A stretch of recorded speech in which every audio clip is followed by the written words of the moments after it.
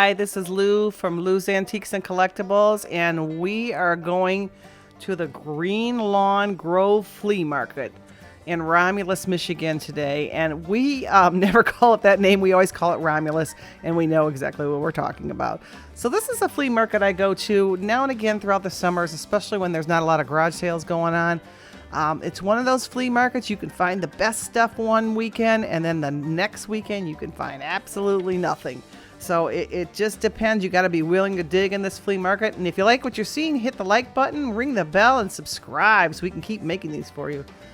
So I'm doing a tour of kind of the flea market, and this is the type of flea market you got to really dig around and look.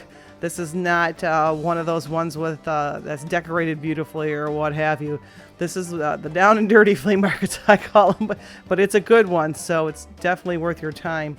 They are open on the weekends, Saturday and Sunday, from about 7 to 3 in the afternoon. And they're usually open when it gets a little warmer around here. I would say around April, maybe to October type of thing, depending on the weather. It's all outside. So we came in, and right in the front, this lady had a lot of farmhouse decor, and it was quite beautiful. Her prices were good, but a little too high for me to resell. But nice stuff for your home that you could pick up to do decorations with and that sort of thing. So she had a lot of really nice things that she had painted and worked very hard on. So it was a nice booth. Usually you don't always see them decorated like this. Sometimes it's just a whole bunch of stuff thrown on a table. So it depends on the dealer, though, and she did a really nice job displaying all her stuff and made it look very beautiful. So we're just walking around now. There's a 50-cent table. This is why I come to this flea market, because there's a lot of 50-cent and dollar tables, and you can often find a treasure in the mix of all this stuff. So they even have clothes. You're looking for that sort of thing. So a lot of times these are dealers, but oftentimes it's just folks that want to have a garage sale, but they don't want to have it at their house, so they bring it here. And of course I go right to the jewelry, as always, and there were some nice things in here, but her prices were way too high for me. So I like that bracelet, but the price scared me a little bit, so I had to walk away. So you never know. They don't often have price tags on things, so you have to ask. And that can go either way. Sometimes you're shocked by a high price, and sometimes you're shocked by a low price. So always ask, because you never know. What I typically do is when I see a dealer that has no prices, I'll just ask on a couple items to kind of see where they're at on their pricing, and either I'll walk away or I'll stick around and really do some searching. Now there's quite a bit of new things at this flea market. Here's some shirts. And I do buy this kind of stuff too, because sometimes you just need some things. So I often will look in these booths too, just to see if there's something I would like for my personal use. And here's some more new type items in this booth. And they have a lot of times some dollar jewelry. They had some nice blingy, that was like a blingy Christmas Santa hat. And I like some of their key rings, but I didn't pick up on those right now. I have a lot of stock right now, and I'm really looking for mainly the old stuff. But I have bought some of this new stuff if it's really blingy and really different looking. So here's some figurines and some Coke items. And like I said, you never know what each dealer has. It's a mix mash. It's one of those treasure hunting kind of flea markets that you like to go to. But during the summer around in Michigan, that's when I do a lot of my sailing, my garage sailing, because we don't have a real long season. So I typically go to garage sales on the weekend, but when the weekends are kind of slow with garage sales, I always check out this place too. This was a nice little dish. I believe that thing on the top was to put warm water in to keep the food warm for the child. This was a nice mid-century piece. It was a little bit too much money for me, but it was very cool graphics on that. I really liked that. If I could have used it in my house, I would have bought it. So I may be wrong on that child's dish, but go ahead and shoot me a comment if I'm wrong on that. But I think that's what that was for, to put warm water in to keep the child's food warm while you were feeding them. And there's lots of new things too, and there's pots and pans, and here's some old games. $20 each, that's a little bit above my price range for me to do anything with. But if there was something you really wanted to collect, then you would probably go for something like that.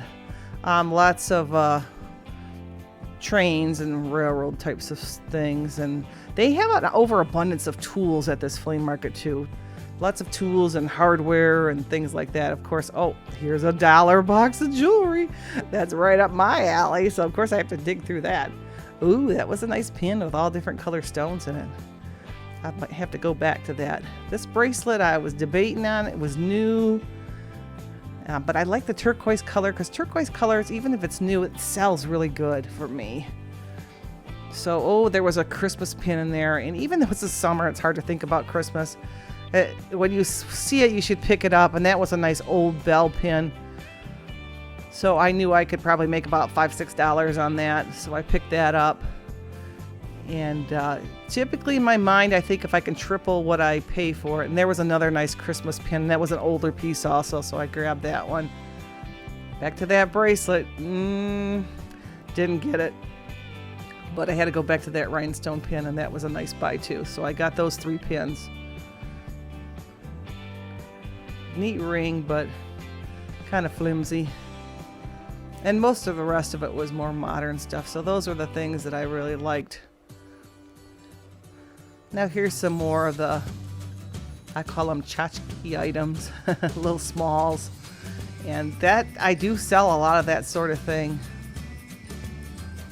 So I usually pick up on the animal figurines, especially like dogs and cats. They always sell because somebody has a dog or a cat that looks like it. And these little animals here were nice. Those were Fenton pieces. A little bit too much for me, but nice pieces. I always pick those up when I see them. And they had a little bit of a hand painting on each of them. But all of those were considered Fenton glass. So here's some more tools. That's not what I'm looking for, but I did have to show it so everybody would see what they have there. And even look like a jackhammer there. They have all kinds of weird things, so you never know. So it's a fairly big flea market. It's probably, I would say, a good 100 dealers at least. Usually takes me an hour or two maybe to go through there, depending on the day and my mood to dig or not. So he has a glassware here. I'm always ready to do junk though, so I usually will dig. But sometimes you go in a booth and you see the prices are just really high and you're like, there's no point wasting your time digging through it. I feel at least. Other people will, and sometimes you can find a diamond in the rough. Oh, that was a nice little cast iron stove. Probably a little bit too much for my blood. And a blow mold. Man, I should have picked up on those. Those are so popular right now, I cannot keep them in stock. People are going blow mold crazy right now. It's Christmas time and I'm narrating this. And here's some more new items that you typically find at the flea market. It's kind of like a miniature Shipshewana flea market, I always say, but it's in Michigan. Much smaller though. And lots of tools. Here's more tools. My husband likes this kind of stuff, so he's usually in that area. This was interesting. There was lots of good old stuff in this booth. And of course a basket of jewelry. I don't know. I must not have dug through that. I must not have liked the price. But there was lots to look at. And you do find the good old jewelry at this place. It's just the price sometimes. Now this I thought was jade. I wasn't sure. Comment if you think you know what that is. But it felt like jade. It could have been glass too. I wasn't sure on that one. And there's a nice rhinestone bracelet. You always have to make sure that it has all the stones in it. And probably was missing one. Probably why I didn't pick that up. And she had some nice natural gemstone necklaces, but they were way too much money for me. It was a scary high price. I had to walk away. Pretty pieces though, if you wanted it for yourself. But I could typically buy some of those pieces at some of the wholesale jewelry shows for very reasonable, so I wasn't willing to pay that much for it. But a nice looking piece. Somebody wanted it for themselves, it would be a different thing. A nice piece of rose quartz there. I always like looking at rose quartz. It's very beautiful. And that was a double strand, it looks like. So I was there for a while looking at it. Really liked them, but like I said, the price was not right for me. So I had to move on and put it down. And she had some dishes and some Pyrex and things like that. So sometimes you just walk by certain booths because they have nothing that you're interested in. If I see a lot of tools, I typically just walk by, but I know that's usually where my husband ends up. Now this lady has a lot of clothes, but she also has a back table full of jewelry that's usually pretty nice. And here she's got some bag lots. And I always go to her. I have found the best stuff through this woman. And her rings were very reasonably priced. I always tend to buy a lot of rings when I do the vintage market shows and some of the antique shows. Rings seem to be the most popular thing. So whenever I see rings at a reasonable price that I like, I buy them because I will go through them quite quickly. And she had some sterling there. Very nice sterling. Beautiful pieces. She's probably my favorite jewelry dealer there. She usually has a lot of clothes out in the front and all the jewelry is on the back tables.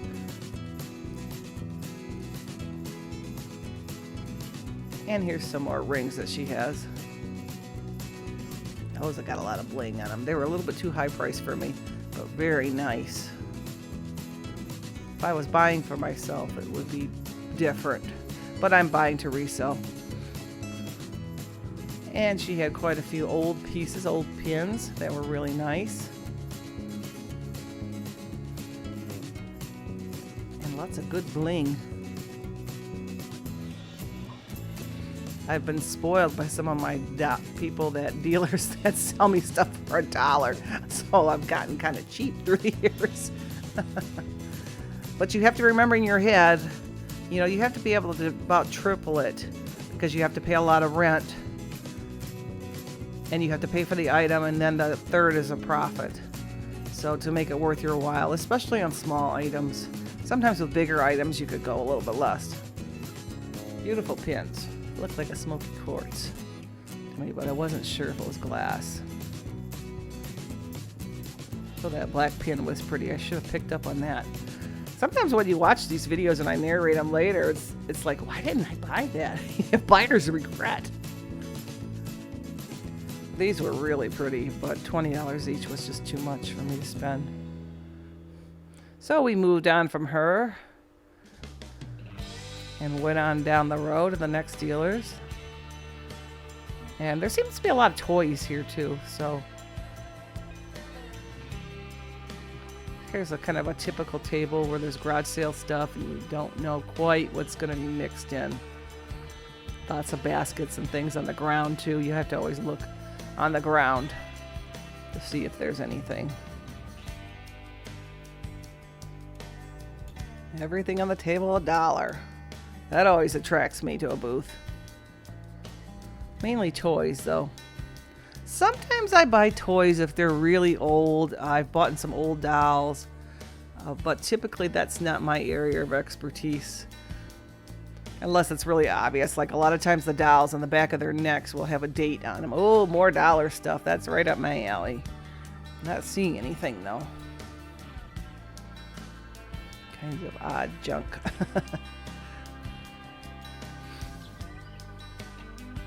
You just never know. That's why you always gotta check out those dollar tables. And this dealer had quite a variety also.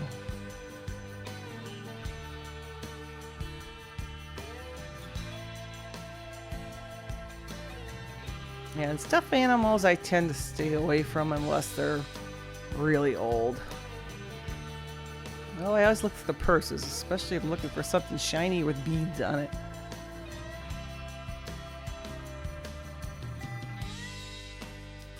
Oh, a Vera Bradley. That definitely caught my eye. I had to walk away. It was too much money.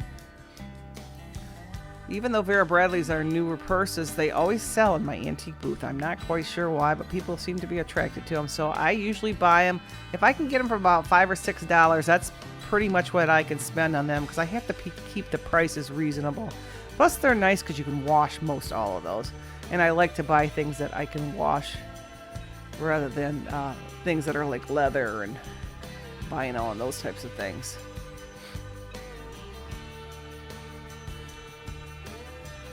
And here's all kinds of dishes in this booth. And when you go there, you'll see all these wood tables. The booths already have the tables in there, and the tables are left outside, so often there's quite a lot of those older tables, but they work well for the dealers. And here's one of the booths that's like dollar type items. $5, $2, $3. And those I check out for myself, because sometimes I buy things for our house.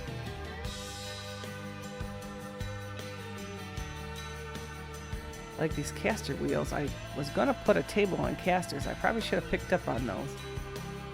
And there's some clothing in the back, usually sundresses and some shirts. And things for your yards. But this booth is all primarily new things. Still fun stuff to look at.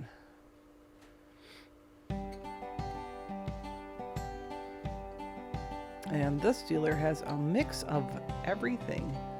That's a cute little box on the top there, but had lots of scratches on it, so I passed on that. Boy, you had to really look in this booth. There was hoses and mixed in with antiques and cups and it was just a mix mash of everything. Didn't find anything. They tend to gravitate towards the glassware and the jewelry and the purses. Those are the areas I usually buy things in. There's a few signs, but too much for me to make a profit on. A nice old wedding photo. It's always kind of sad to see wedding photos. It's like you wonder why the family didn't keep them.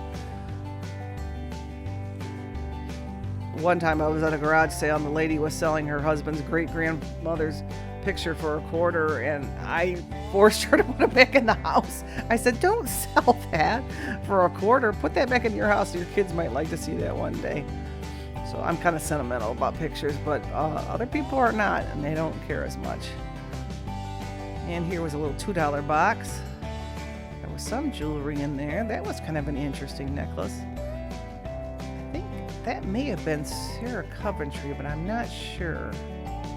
Often their pieces, that butterfly is Sarah Coventry. Often those pieces are marked right on the back. It usually says Sarah and C-O-V, which is Coventry. And I'm not sure if they still make that. I can remember, though, back in the day, my mother having a Sarah Coventry party. So that probably ages me a bit.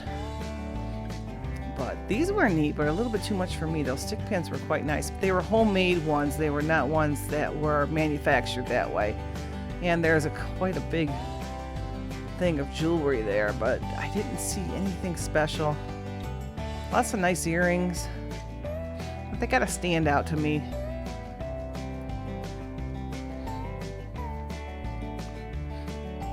But like I said, that you just you never know. This is one of those places you have to go in with an open mind because you never know what you're going to find. And here's a conglomeration of stuff. Like I said, you never know what's going to be on some of these tables. I didn't find a whole lot today, but I did find a few things. I got some jewelry, so that was good. It was worth a trip for that, and it was fun. This lady had some linens, nice old linens.